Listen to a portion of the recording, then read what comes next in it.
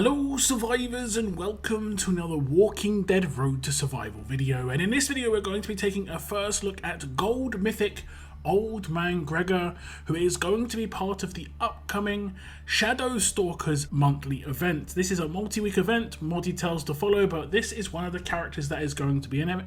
And we'll take a look at him. Visually, well, we've never seen a character like this before.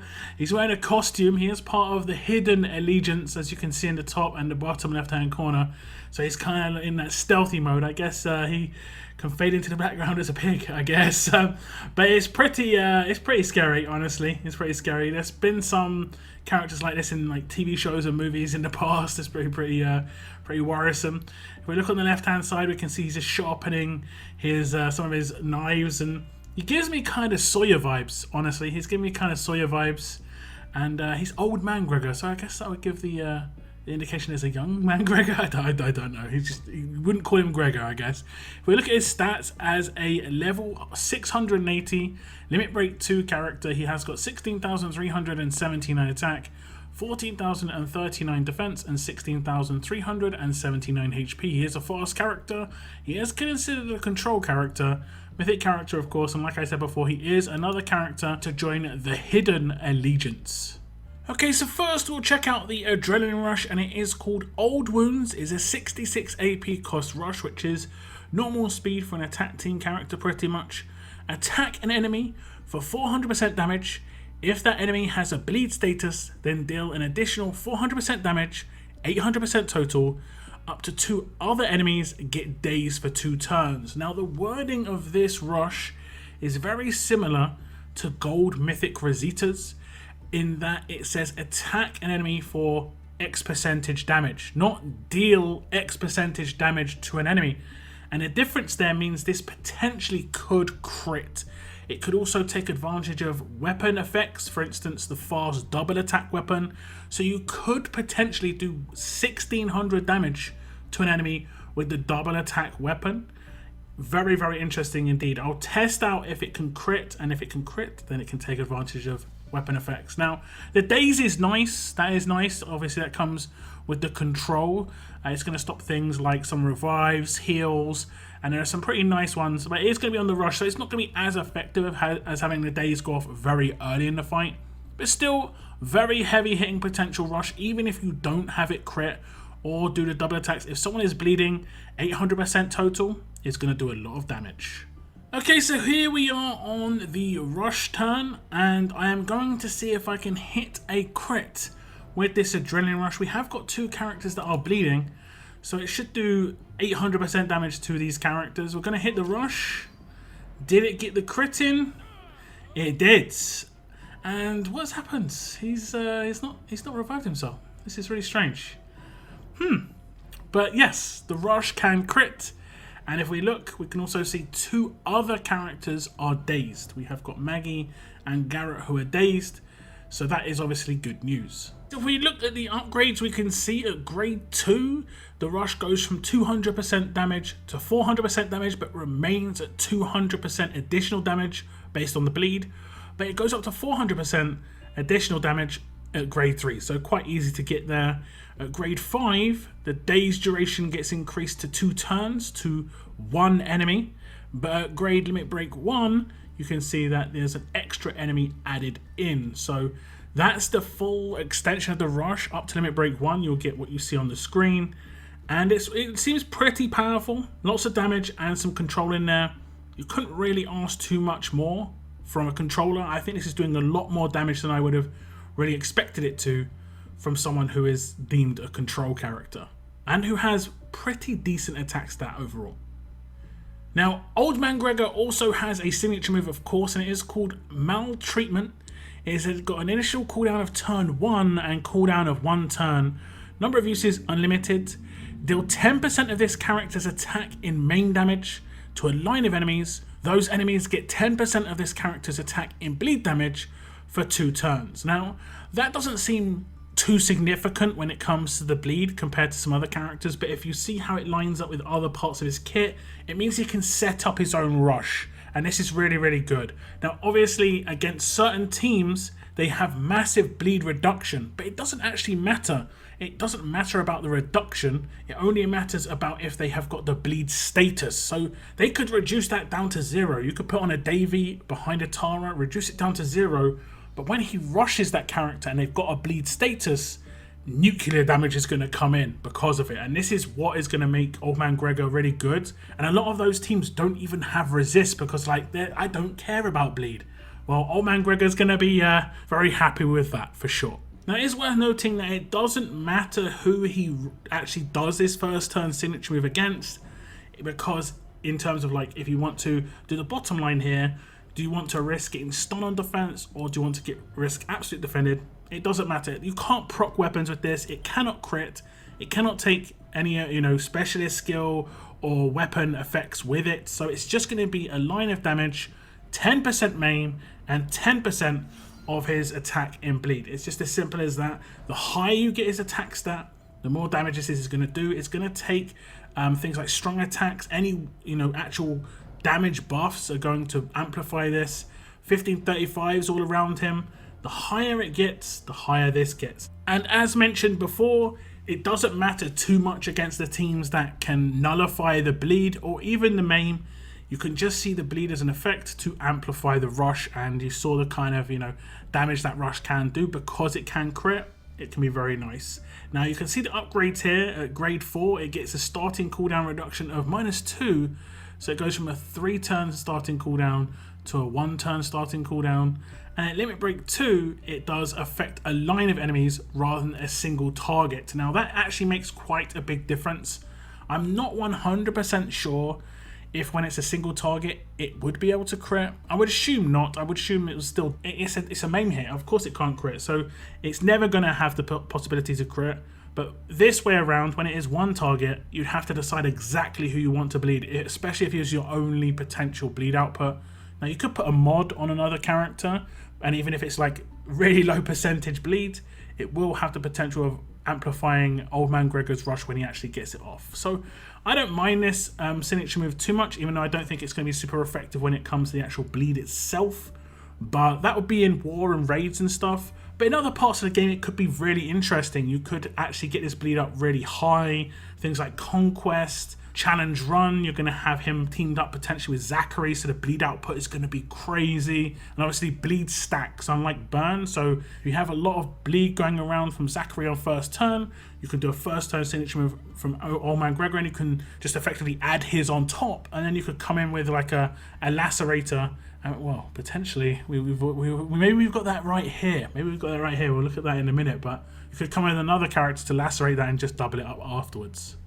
Okay, so next up are Old Man Gregor's mythic abilities. These are his passive skills. First up, he has Precision, and that is because he is a control character, so there's a flat 40% reduction in any resists on the enemies with anything he actually puts out that is a control or even a bleed, anything like that. So his bleed, his maim, everyone's going to have 40% less resist there.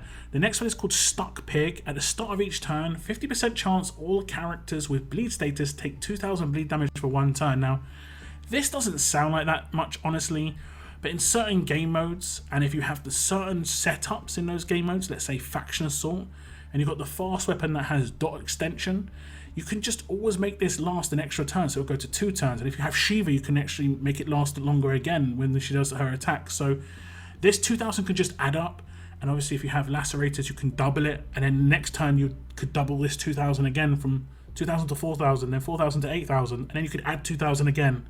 So in things like Faction Assault, this is going to just like get really, really crazy. So I think this guy for Faction Assault has a really high potential. The next one is called Cruel and Unusual. When attacking someone with the bleed status, 100% chance to apply Impair for 1 turn. That is actually pretty awesome, because the way his signature move works is you could do a signature move, and then turn 2 you do a basic attack on one enemy to impair them so they don't gain any AP that turn. The other enemy will gain AP, but you will rush them the 3rd turn and take them out, and then the other enemy that you impaired will still be 1 turn behind, so you have a bit like more time to maneuver and get other characters to either control them, do damage, that sort of thing. So I think that's pretty cool. Now he has got one last mythic ability here, and it's called Misery Loves Company, and this one is kind of like a weapon effect. When attacking, a 40% chance to spread one negative effect to an enemy, and this is like the pain spread weapon from alert characters. So he could potentially get the dot extension weapon in his hands because that's a fast upgrade, and then he'd sort of have the pain spread one within his mythic abilities. That, like I say, for faction assault, I think this guy's gonna be actually nuts. But he could still be very good in things like war as well if you set him up correctly. Like that single target damage on his rush is very, very high, and he can just set himself up quite nicely for it. Okay, so I'm going to just attack this team, and as you can see, I have got Zachary on the team, so everyone is bleeding. And I just want to defend on everybody just to show you how this works, basically. Now, Old Man Gregor could stack his bleed instantly, so I could just go down the bottom. And I will tell you this, I did a couple of starts just to see. You can add the 2000 bleed onto top of Zachary's bleed from turn 1. So like they could start off with 10,000 here instead of the 8,000 they've got. So whatever you get your bleed to, you could just add 2,000 onto that just turn 1. So the team up of these two in, like I say, in challenge run is going to be very good. And then you could just do the line, and you're going to be able to add the bleeds. So the next turn, a lot of bleed damage will happen. But now I'm like, damn. So let's just say someone was just about to rush. Let's say the top up here could potentially rush. I want to stop that from happening. So I now can impair her guaranteed. And it obviously does some other stuff as well, which is very interesting. But that's basically how it works. Now, if I wanted to, I could potentially command him. I won't want to do this, but let's just say if I attacked her again, I've got a 40% chance of spreading crosshairs, or maybe I could I spread normalize? Let's have a little look. Enemy spread debuff? I did. I spread normalize to another character. That's really powerful with Herschel. Very interesting indeed. So as you saw, pretty interesting on those passives and how they actually work in a fight. I'm sure some of you are coming up with some pretty good ideas as it stands right now. At grade 1, you can see you're going to get all of Stuck Pig as it stands right now, 50% chance to that bleed. At grade 2, you're going to get the first half of Precision. At grade 3, you're going to get the first half of Cruel and Unusual. Someone with the bleed status, 50% chance to apply Impair, yeah. At grade 4, you're going to get, when attacking, a 20% chance to spread a negative effect. So that's the first half. And at grade 5, you're going to get the second half of that, Misery Loves Company. So that's the 40% chance to spread a negative effect. Precision 2 at Limit Break 1. Enemy resistances are further reduced by 20%. That stacks with Precision 1. And then obviously Limit Break 2, Cruel and Unusual 2 is going to stack with Cruel and Unusual 1, making it a 100% chance to impair somebody that he attacks with the bleed status. Now, it doesn't work with his signature move. I don't know if you noticed that, just because, like I said, his signature move doesn't have any on-hit effects, so it doesn't take into effect his passives, his weapon, his special skill, but the upside of that is he can't be controlled in those scenarios, so it's always worth noting. Okay, so you probably saw it. You probably saw it from the beginning of the video, but you probably saw it in a couple of those clips. He has got a very nice specialist skill because it's a dual specialist, Bloodthirst. This does mean that whenever he attacks someone who's bleeding, he doubles it, and if he hits a crit, he also adds crosshairs for 3 turns. This is very nice because his rush can crit, and then his rush can also do on-hit effects, so it will double any bleed. Against characters in war and stuff like that, he's most likely going to nuke them in those scenarios. But in things like Faction Assault in the future, with them talking about the potential of Faction Assault coming around, he's going to do a lot of damage. He's going to double any bleed on that character, and a lot of time crosshairs is actually resisted because it's got a lot of time it's got 100% resist. Unless the side characters, the side friends, it could be useful for those. So yeah, I like this character a lot, honestly, for Faction Assault in particular. But I think he's got certain usages in other game modes too. So just to show it, if you missed it, I'll do a basic attack off turn 1. I'll do it on Garrett here just to see if I can spread that. If I can spread that normalize again. But the bleed on Garrett will double up to 16,000 just from doing a basic attack, and it does. And I also will impair Garrett. So there's just so many little bonuses here. Now, if I was to attack again, I can't lacerate the same character twice. So for instance, if I had 2 characters with lacerate or 2 characters with this dual specialist here, I'd have to go with another character. to lacerate, because if I attack him again, it's still going to be at 16,000. I'd have to select another target who has not been lacerated this turn. You can only lacerate a character once per turn. Now, Old Man Gregor does have an attached weapon, and it isn't that amazing if I'm honest, but he could potentially use this in Faction Assault again. So I wouldn't necessarily, you should just skip past it. It is definitely not a weapon you want to craft. Leech life is not that great, so you don't want to spend your resources and honestly luck to get this weapon if it's already on the character that can utilize it. If he hits a massive crit in Faction Assault, he will heal himself back. There's not much else he can really do in Faction Assault. I mean, you could potentially go for the double attack, but healing himself up might be a really good thing, especially against certain bad guys who potentially have reflect and stuff like that. You wouldn't want to heal him back up afterwards. So Leech Life isn't terrible in this scenario, but it hasn't got much usage anywhere else, honestly. So I would probably just upgrade this to huge bonus, 40%, 5-star it, and then probably just leave it there for the time being. But eventually I'd maybe get around to doing 1535 and upgrading that attack some more, just so that he got a little bit more of a boost on that bleed on his signature move. So yeah, it's not great though. It definitely isn't great for war and stuff like that. The double attack weapon could work very nicely in combination with that rush though.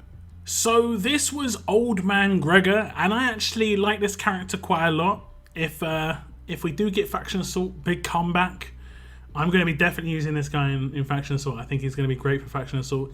He could potentially work against some Tara teams, like I said, because they're not resisting the bleed just because they don't need to.